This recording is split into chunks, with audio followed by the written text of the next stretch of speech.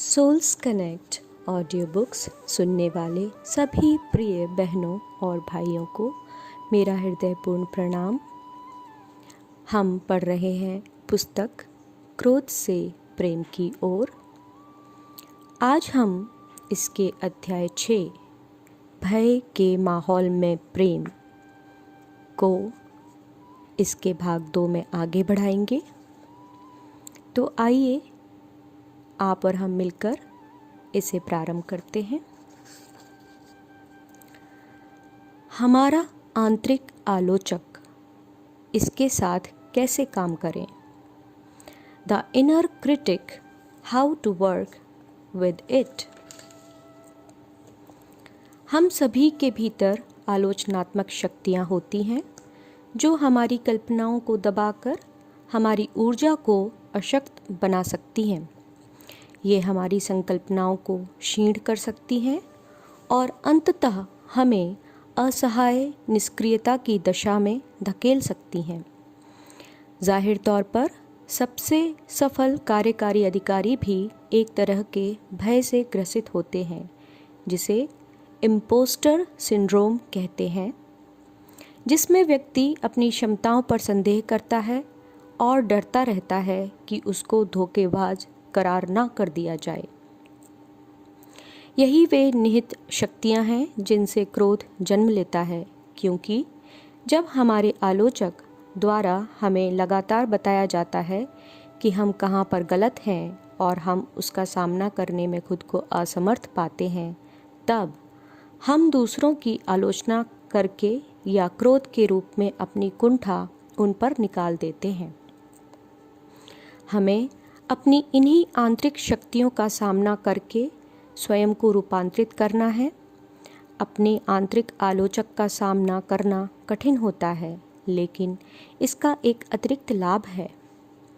हमारे आंतरिक आलोचक के पास तमाम मीन मेख निकालने के पीछे एक रहस्य छिपा होता है, जैसे आग उगलते ड्रैगन के पंजों में एक हीरा हो। इस रत्न की खोज का एक तरीका मैंने खोज निकाला है। मान लें कि आंतरिक आलोचक आपको निम्नलिखित तरीके से तनाव दे रहा है। एक, आपके सामने एक बड़ी चुनौती आ रही है और आप अपनी काबिलियत पर शक करना शुरू कर देते हैं। 2, अतीत की कोई घटना अचानक आपको याद आ जाती है, शायद ऐसी घटना जिसमें किसी ने आपको बेवकूफ़ बनाया हो। और 3, एक आलोचनात्मक आवाज़ आपके कंधों पर चढ़कर चिल्लाती है, यह तुम्हारे लिए नहीं है, तुम इस काम को करने के लायक नहीं हो, तुमसे कोई प्यार नहीं करता, तुम धोखेबाज हो, आदि। आंतरिक आलोचक आपको इस तरह की नकारात्मक बातों से किसी भी समय कुंठित कर सकता है। इसे बदल देने का एक तरीका है, अपने साहस का उपयोग आंतरिक आलोचक रूपी ड्रैगन का सामना करने के लिए करें। जब वह अगली बार आपको आधी रात को जगा दे, तब कुछ मिनटों के लिए शांति से गहरी सांसें लें। 2 कुर्सियां या आसन आमने सामने रख लें। एक आसन पर या कुर्सी पर बैठें और अपने आंतरिक आलोचक से इस तरह बातें करें जैसे कि वह आपके सामने बैठा हो। उससे पूछें कि वह आपको परेशान क्यों कर रहा है। पूछें, तुम मुझसे क्या चाहते हो?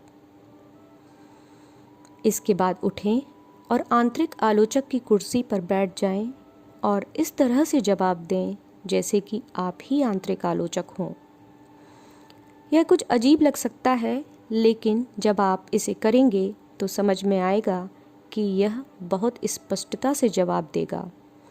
यह शायद उसी तरह के आरोप फिर से दोहराएगा। अब आप दोबारा अपनी कुर्सी पर लौट जाएं और आलोचक से कहें, तुमने जो कहा उससे मुझे कोई मदद नहीं मिली है, मुझे बताओ कि मुझे और क्या जानना चाहिए। एक बार फिर आलोचक की कुर्सी पर जाएं और आलोचक की आवाज़ में इसका जवाब दें। अब यह आपको अधिक व्यवहारिक सलाह देने लगेगा। यह प्रक्रिया तब तक जारी रखें जब तक कि जो कुछ उसने कहा आप उसे सुनकर स्वीकार न कर लें। फिर यह देखें कि क्या आप आलोचक द्वारा बताई गई किसी योजना पर सहमत हो सकते हैं जो आपके लिए अनुकूल हो और सहजता से अमल में लाने योग्य हो। मैं जब भी यह प्रक्रिया करती हूँ तो मैंने हमेशा पाया है कि इस आलोचक में असाधारण समझ और विवेक है। उसे कुछ ऐसा मालूम होता है जो मुझे उस परिस्थिति में जानना चाहिए। शांत बने रहने की योग्यता। जब कभी राजनीतिक मुद्दों का सवाल आता है तो हम दंभ के दुष्चक्र में फंस जाते हैं या दूसरों को दोष देने लगते हैं। यह रवैया हमें दूसरे के नज़रिए को समझने से रोक देता है। इस रवैये के कारण विपरीत मत के लोगों से कोई वास्तविक संवाद कर पाने की संभावना खत्म हो जाती है। जब मैं परमाणु अस्त्रों से संबंधित काम कर रही थी तब मैंने अपने भीतर के दंभ को निकट से अनुभव किया। मैं ही सही हूँ और वे गलत की अत्यंत लुभावनी और बलवान धारणा। उच्च नैतिक आधार होने मात्र से कोई फर्क नहीं पड़ता। यह ना तो प्रभावी होता है और ना ही उपयोगी। बहुत पीड़ा सहने के बाद इन विगत वर्षों में मैंने यह सीखा है कि अगर मुझे किसी से वाकई में बातचीत करनी है तो जो वह मुझसे कह रहा है उसके प्रति मुझे खुलेपन और स्वीकृति का भाव रखना होगा, इस हद तक कि इस कठोर संभावना को भी स्वीकार कर सकूं कि मैं गलत हो सकती हूँ। शांत बने रहने की योग्यता कोई भारी भरकम शब्द नहीं है, लेकिन इनमें जीवन बचाने की संभावना छिपी है। इस संबंध में एक सच्ची कहानी प्रस्तुत है। वर्ष 2003 में इराक पर आक्रमण करने के बाद लेफ्टिनेंट कर्नल क्रिस ह्यूगिस नजफ में अपनी टुकड़ी का नेतृत्व कर रहे थे। अचानक लोग घरों और मस्जिदों से निकलकर सड़क पर आने लगे। वे बहुत गुस्से में थे और अपनी मुट्ठियां बांधकर चिल्ला रहे थे। भारी हथियारों से लैस सिपाही, जिनमें से अधिकतर लगभग 19 बरस के थे, अरबी नहीं जानते थे, इसलिए वे समझ नहीं पा रहे थे कि क्या हो रहा था। क्रिस ह्यूगिस तुरंत समझ गए कि एक भयानक नरसंहार होने वाला है। वे भीड़ के बीच गए, अपनी बंदूक की नली जमीन की ओर रखते हुए उसे सिर के ऊपर तक उठाया और अपने लोगों को ऐसा आदेश दिया जो उन्होंने पहले कभी नहीं सुना था। झुक जाओ। सिपाही अपने शरीर पर पहने भारी कवच के साथ हक्के बक्के होकर जमीन पर बैठ गए और बंदूक की नलियों को रेत में धंसा दिया। वह भीड़ एक अविश्वास के भाव के साथ शांत हो गई। 2 मिनट तक लोग ऐसे ही खड़े रहे और फिर वे लौट गए। दूसरों के प्रति सम्मान के इस संकेत ने एक भयावह रक्तपात को टाल दिया। किसी हथियार की जरूरत नहीं पड़ी, ना कोई गोली दागनी पड़ी और ना ही कोई बदला लेना पड़ा। हमने इससे क्या सीखा? कई भयानक संघर्ष अपमानित अनुभव करने से होते हैं। अपमान का सबसे अच्छा प्रतिकारक सम्मान देना है। जिस व्यक्ति ने हमारा अपमान किया हो और हमें गुस्सा दिलाया हो, उसके प्रति सम्मान प्रकट करना चुनौतीपूर्ण होता है। इसके लिए करुणा, आत्म जागरूकता और शांत बने रहने की योग्यता की ज़रूरत होती है। जब हम अचानक संकट में फंस जाएं, जैसे कि सड़क पर चाकूबाजी हो रही हो, तो शांत बने रहने की योग्यता की ज़रूरत होती है, जिसका मतलब है हंगामे, गड़बड़ी, भय और क्रोध के समय शांत बने रहना। इस कौशल को सीखने के लिए अभ्यास की ज़रूरत पड़ती है। ऐसी परिस्थिति में गहरी सांसें लेना एक स्वचालित प्रतिक्रिया बन जाना चाहिए, क्योंकि इससे दिमाग शांत होता है और हृदय को अपना काम करने में सहायता मिलती है। दिमाग के बदले दिल से काम लेना बेहतर विकल्प होता है। दिमाग की प्रकृति घबराने की होती है, जबकि हृदय जानता है कि इसमें शामिल दूसरे लोगों के मन में क्या चल रहा है। एक बार हम जान लें कि हिंसक लोगों के मन में क्या हो रहा है, तब उनसे लड़ने की बजाय उनसे बात करने का विकल्प हमारे लिए खुल जाता है। इस तरह की प्रतिक्रिया के लिए काफ़ी कुछ करना होगा। चाकूबाजी की घटनाओं से पीड़ित के परिवार के लिए इस तरह की सोच को स्वीकार करना कठिन हो सकता है। हम सभी के लिए आशा करते हैं कि इस तरह के कौशल के उपयोग की आवश्यकता ना पड़े, लेकिन हमें उनका अभ्यास करने की ज़रूरत है ताकि जब वास्तव में आवश्यकता हो तो हम उनका उपयोग कर सकें। अगर अचानक आपके प्रोफेसर, आपके वरिष्ठ अधिकारी या आपके सहकर्मी बुरी तरह से आपकी आलोचना करें, तो उस समय आपको प्रतिक्रिया देने की बजाय अपने आंतरिक संसाधनों और शांत बने रहने की योग्यता का उपयोग करना आना चाहिए। कठिन परिस्थिति में घिर जाने पर आपको समानुभूति की भावना के साथ वास्तव में दूसरों को समझने का प्रयास करना चाहिए। यह असामान्य है और सुधारवादी भी।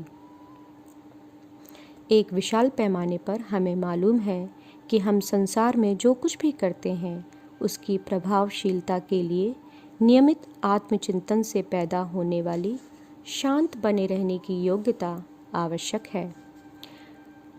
पीस डायरेक्ट में हमने अनगिनत उदाहरणों को रिकॉर्ड किया है जहां शांति स्थापित करने की कोशिशें तब बहुत सफल होती हैं जब स्थानीय लोग इस तरह के कौशलों का उपयोग करते हैं।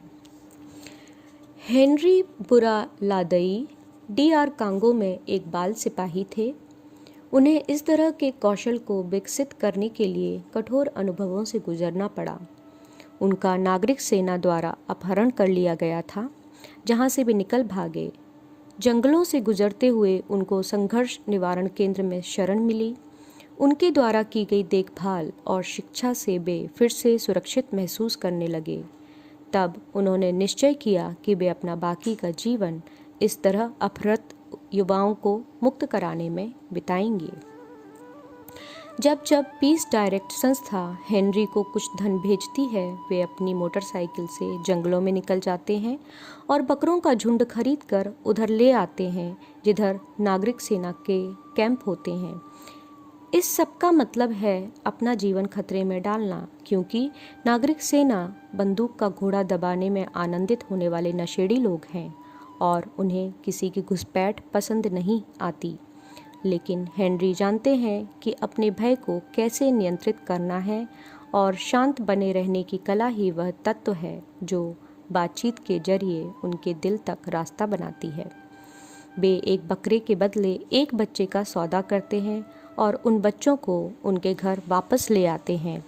इसके बाद असली कठिन कार्य शुरू होता है, क्योंकि इन पीड़ित किशोरों को, जिन्हें अपने ही गांव वालों की हत्या करने के लिए विवश किया जाता रहा था, फिर से एकीकृत करके सामान्य जीवन में लाना एक जटिल और श्रम साध्य कार्य होता है। हेनरी इसके लिए एक तरकीब करते हैं। वे उन बच्चों को गांव के निकट की किसी योजना में काम देते हैं जहां उनके संबंधी उन्हें काम करते देखते हैं और यह समझ पाते हैं कि वे फिर से सामान्य होना चाहते हैं। परिवर्तन के लिए क्रोध एक प्रेरक शक्ति है। Anger as the fuel for transformation. क्रोध गैसोलीन की तरह होता है। अगर आप इसे लोगों पर छिड़ककर माचिस दिखा दें तो आग भड़क उठती है। इससे लोग घायल हो जाएंगे, लेकिन अगर आप इसे अपने इंजन में डालें तो कार्बोरेटर में ईंधन जाने की तरह यह आपको आगे बढ़ने में सहायता करता है। यह आपको ऐसे समय में उठने में मदद दे सकता है जब और कोई तरकीब काम न कर रही हो। यह आपको तब भी सुबह जगा देगा जब आप संघर्ष करते करते थक चुके हों। लेकिन हमें अपने क्रोध के प्रति लगातार जागरूक रहना चाहिए और इसकी सफाई करते रहना चाहिए।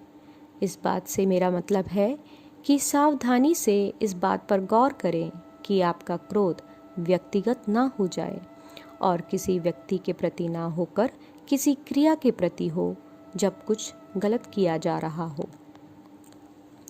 तब आपका क्रोध पवित्र होगा और यह तर्कों और स्पष्टीकरणों के परे जाकर सिर्फ परिवर्तन पर जोर देगा। यह वह क्रोध होगा जो प्रेम के एवज में काम कर रहा है। आज के परिप्रेक्ष्य में क्रोध, भय और प्रेम, anger, fear and love today. हम में से कई लोग आज भयभीत हैं क्योंकि यह संसार संकटों से भरा हुआ है। आज हम वर्तमान दौर में अनेक चुनौतियों का सामना कर रहे हैं। ये सभी मानव निर्मित, आर्थिक, सामाजिक और पर्यावरण संबंधी संकट हैं जिनकी स्थिति दिन व दिन बदतर होती जा रही है। हम में से कई लोग इस बात से नाराज़ हैं कि मानव निर्मित गंदगी हमारे महासागरों को प्रदूषित कर रही है या भूमंडलीय ऊष्मीकरण की रोकथाम के लिए कुछ ठोस कार्य नहीं किया जा रहा और मनुष्य जिस तरह इस पृथ्वी को नष्ट कर रहे हैं, उन्हें डर है कि मानव जाति का भी पूरी तरह से विनाश हो सकता है। हम में से कई लोग असहाय महसूस करते हैं और हम जिस विशाल पैमाने पर चुनौतियों का सामना कर रहे हैं उससे वे निराश भी हैं। लेकिन जिनमें कुछ परिवर्तनकारी कार्य करने का साहस होता है, हम उन लोगों की प्रशंसा करते हैं और उन्हें प्रेम भी करते हैं। ऐसे परिवर्तन चाहे छोटे हों या बड़े, ये इस समय अपरिहार्य दिखाई दे रहे हैं। हम उनसे प्रेम करते हैं जो मुद्दों की बात करते हैं और इसके कारण होने वाली आलोचना का सामना करते हैं। हम उनसे प्रेम करते हैं जो अच्छे व्यवहारिक समाधान लाते हैं और उन्हें लागू भी करते हैं। इस भ्रमपूर्ण समय में हम उनके साहस व विवेक के लिए उनकी प्रशंसा और उनसे प्रेम करते हैं। हम उनसे प्रेम क्यों करते हैं? क्योंकि हम सभी लोग अपनी बाहरी सतह के नीचे प्रेम ही हैं। हम सभी प्रेम से बने हैं।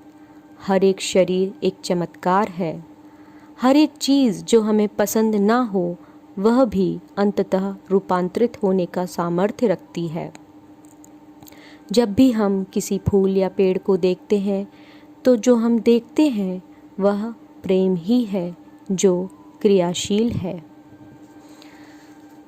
इस अध्याय के अंत में सार रूप में सिला एलवर्दी के सुझाव हैं। वाह प्रभावशीलता के लिए आंतरिक कार्य आवश्यक है। आपकी जागरूकता की गुणवत्ता परिणामों की गुणवत्ता को सीधे सीधे प्रभावित करती है। क्रोध पर काबू पाने के लिए अपने व्यक्तित्व के अंधकारमय पहलू पर गौर करना चाहिए। आत्मज्ञान और अंतर्दृष्टि की शक्ति संघर्षों के समाधान के लिए आवश्यक है। अगर आपकी किसी से बहस हो जाए तो शांति से सुनिए। आपका संपूर्ण अविभाजित ध्यान वह महानतम उपहार है जो आप उन्हें दे सकते हैं। जिस इंसान को लगता है कि उसे वास्तव में सुना जा रहा है, वह तनाव मुक्त होने लगता है। जिन लोगों ने आपको क्रोधित किया हो या आपका अपमान किया हो, उनके प्रति सम्मान का भाव बनाए रखें।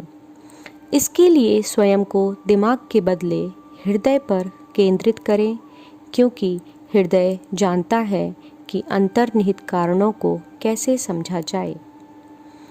क्रोध आपको आगे बढ़ाने में सहायक हो सकता है।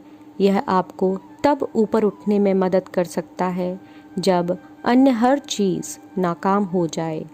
अपने क्रोध की लगातार सफाई करें। क्रोध की जगह प्रेम को काम करने दें। इस अध्याय को हम यहीं समाप्त करते हैं। अगले अध्याय को लेकर आप सभी के समक्ष हम शीघ्र ही प्रस्तुत होंगे। तब तक के लिए आप सभी का हृदयपूर्वक धन्यवाद एवं आभार। कृपया इस चैनल को सब्सक्राइब ज़रूर करें, इसे लाइक करें, ज़्यादा से ज़्यादा शेयर करें और नई नोटिफिकेशन के लिए बेल आइकॉन को प्रेस करें तथा अपने सुझाव कमेंट बॉक्स में भेजें। बहुत बहुत धन्यवाद।